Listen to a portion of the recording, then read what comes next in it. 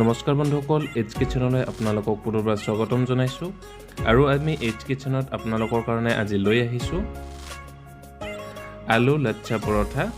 তো আমি আজি ঘৰতে খুব সহজে আৰু খুব ধুনীয়াকৈ আলু লাচ্ছা পৰঠা বনাইছোঁ।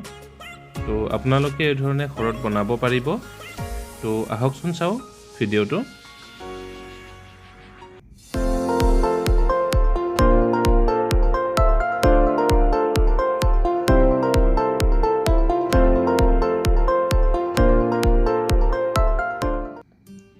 তো লাচ্ছা পৰঠা বনোৱাৰ কাৰণে আমি প্ৰথমতে লৈ লৈছোঁ এইখিনি আলু, আৰু আমি দুটা আলু পিটিকা কৰি লৈছোঁ। তাৰপিছত ইয়াতে এটা ডাঙৰ চাইজৰ পিঁয়াজ কাটি লৈছোঁ সৰু সৰুকৈ। তো আমি পিঁয়াজখিনি দি দিছোঁ। তাৰপিছত ইয়াতে কেঁচা জলকীয়া 3টা কাটি লৈছোঁ, নিমখ, এইখিনি কাশ্মীৰী লাল মিৰ্চ। আমি খুব ধুনীয়াকৈ এইখিনি মিক্স কৰি ল'ম। এই ধৰণে মিহলাই ল'ব, আৰু তাৰপিছত মাজতে এই ধৰণে অলপমান খালী কৰি লৈ আমি কণী এটা ভাঙি দিছোঁ।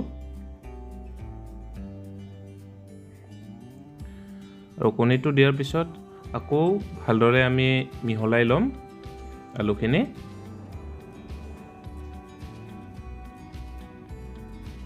তো আমি মিহলাই লৈছোঁ।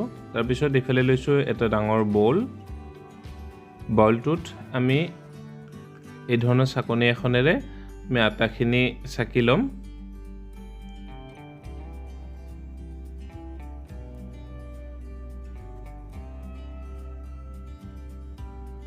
আমি আটাখিনি লৈ লৈছোঁ।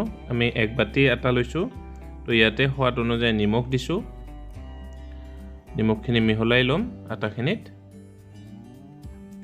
আৰু তাৰপিছত ইয়াতে দিছোঁ ৰিফাইন অইল। আমি ৰিফাইন অইল ডাঙৰ চামুচেৰে প্ৰায় 2 চামুচ দি দিছোঁ। তো এইখিনি এই ধৰণে মিক্স কৰি ল'ম। তাৰপিছত ইয়াতে দিছোঁ অলপ পানী। এই পানীখিনি অলপ অলপকৈ এই ধৰণে মিক্স কৰি আমি নৰ্মেলি যেনেকুৱা ধৰণে আটাখিনি মঠি লওঁ তেনেকুৱা ধৰণে মঠি ল'ব। আটাখিনি মঠি লৈছোঁ খুব ধুনীয়াকৈ। তাৰপিছত ইয়াতে হাতত অলপমান ৰিফাইন অইল লৈ লৈছোঁ। ৰিফাইন অইলখিনি এই ধৰণে আটাখিনিত আকৌ অলপ সময় মঠি আমি আটাখিনি 15 মিনিটৰ কাৰণে ঢাকি থৈ দিছোঁ। 15 মিনিট পিছত ঢাকনিখন গুচাই দিছোঁ। দেখিছে একদম সফ্ট হৈ আছে। তো এতিয়া আমি আকৌ অলপ সময় মঠিম।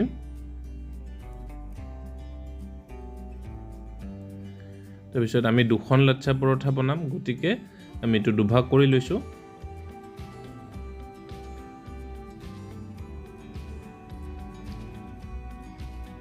তো এই ধৰণে অলপ গোল কৰি ল'ব। তাৰপিছতে ইয়াতে শুকান আটা অলপ দি দিব যাতে লাগি নধৰে তলত। আৰু তাৰপিছত আমি বেলি ল'ম। আমি বেলি লৈছোঁ, একদম পাতলকৈ ল'ব আমি। আৰু তাৰপিছত ইয়াতে ৰুটিখনৰ চাৰিওফালে এই ধৰণে আমি পানী আঙুলিৰে অলপ অলপ দি গৈছোঁ। তাৰপিছত আমি ইয়াতে বনাই থোৱা আলু আৰু কণীৰ এইখিনি দি দিছোঁ।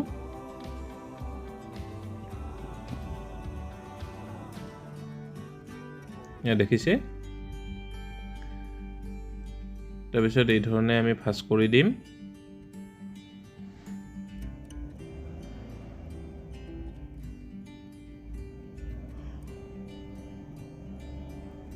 এতিয়া 2টা ছাইড দিব। তাৰপিছত আমি আকৌ অলপ অলপ পানী লগাই ল'ম যাতে খুলি নাযায় পিছত।